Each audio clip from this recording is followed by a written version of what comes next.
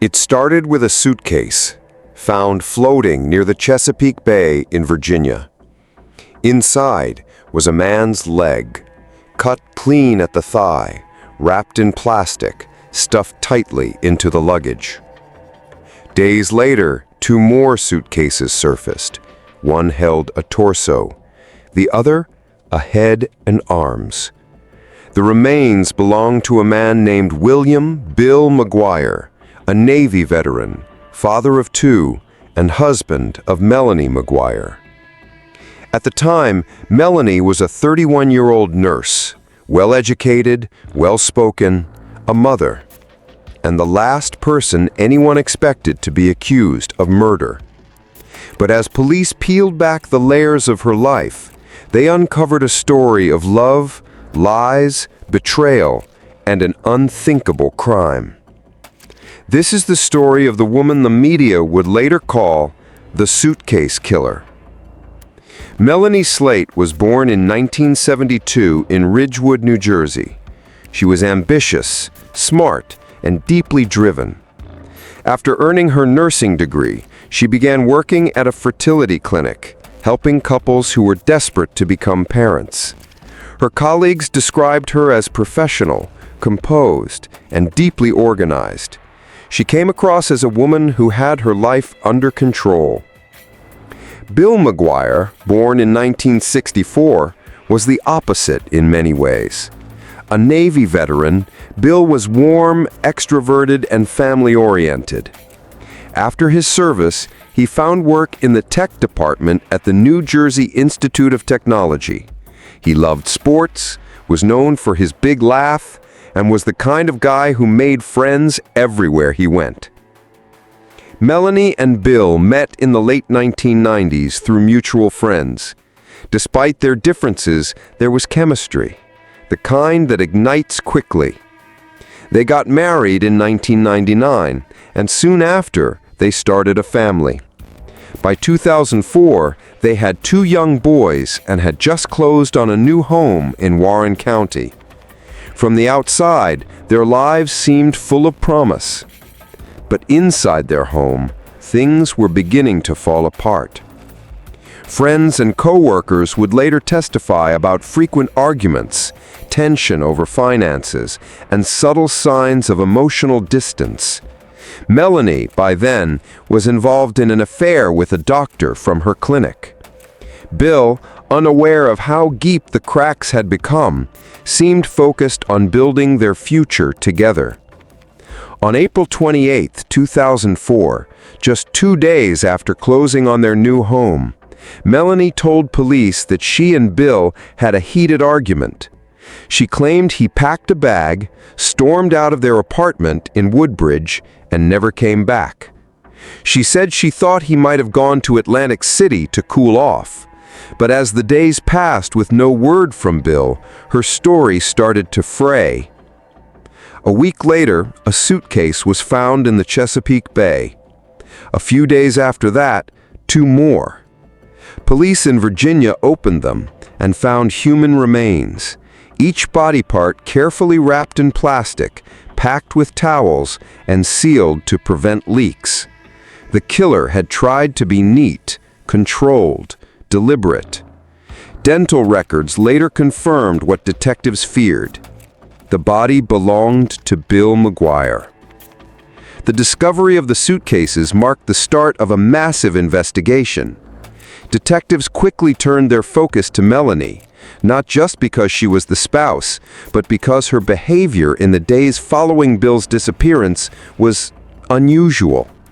She never filed a missing persons report. She didn't call Bill's family to alert them. And when police came knocking, her answers were vague and inconsistent. She claimed he had gambling problems, that he may have run off, that she was scared, confused. But when detectives dug deeper, they found something far more alarming. 2 days before Bill vanished, Melanie had purchased a .38 caliber handgun, the same caliber used to kill him.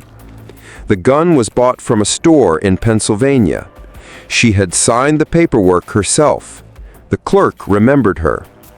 At first, Melanie denied ever buying the weapon.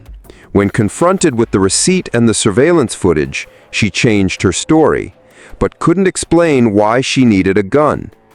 Investigators also learned she had filled a prescription for chloral hydrate, a powerful sedative, just days before the murder.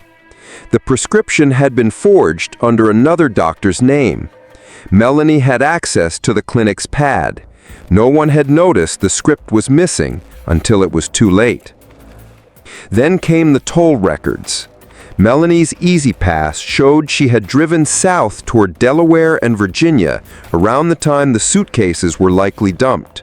She claimed she was lost, trying to clear her head, but couldn't explain why she drove that far, alone, or why she never mentioned the trip earlier. On June 2, 2005, more than a year after Bill's death, Melanie McGuire was arrested and charged with first-degree murder. Her trial wouldn't begin until January 2007. It would become one of the most sensational cases New Jersey had seen in years. The prosecution told a story of premeditation and cold-blooded execution.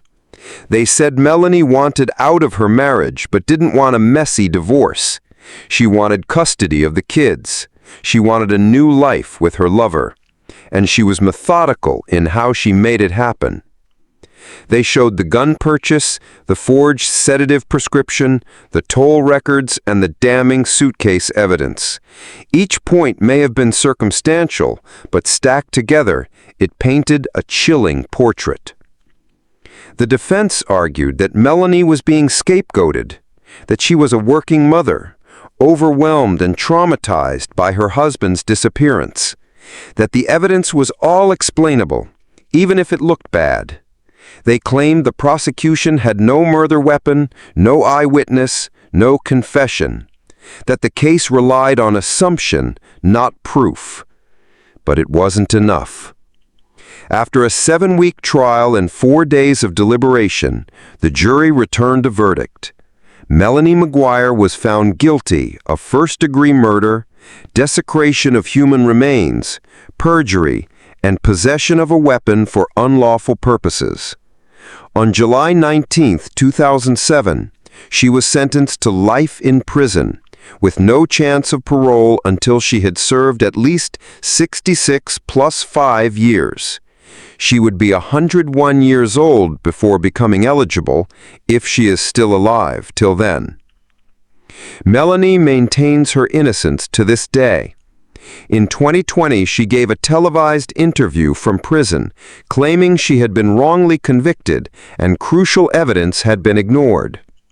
Her supporters argue that police tunnel vision ignored other possible suspects, that Bill may have had enemies or secrets Melanie didn't know about. But the courts have upheld her conviction at every turn. Today, Melanie McGuire is serving her sentence at the Edna Mahan Correctional Facility for Women in New Jersey. Her 2 sons were raised by relatives and have kept out of the public eye. Her former lover, the doctor, never faced charges. The case remains closed. And yet, for many, the story still raises questions. Could a mother of 2, a nurse trusted with bringing life into the world, really have dismembered her husband, packed his body into 3 suitcases, and dumped them across state lines without help?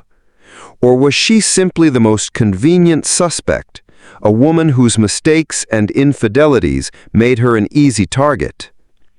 The story gripped not just the courts and the media, but also Hollywood. In 2022, Lifetime released a true crime drama titled The Suitcase Killer, The Melanie McGuire Story.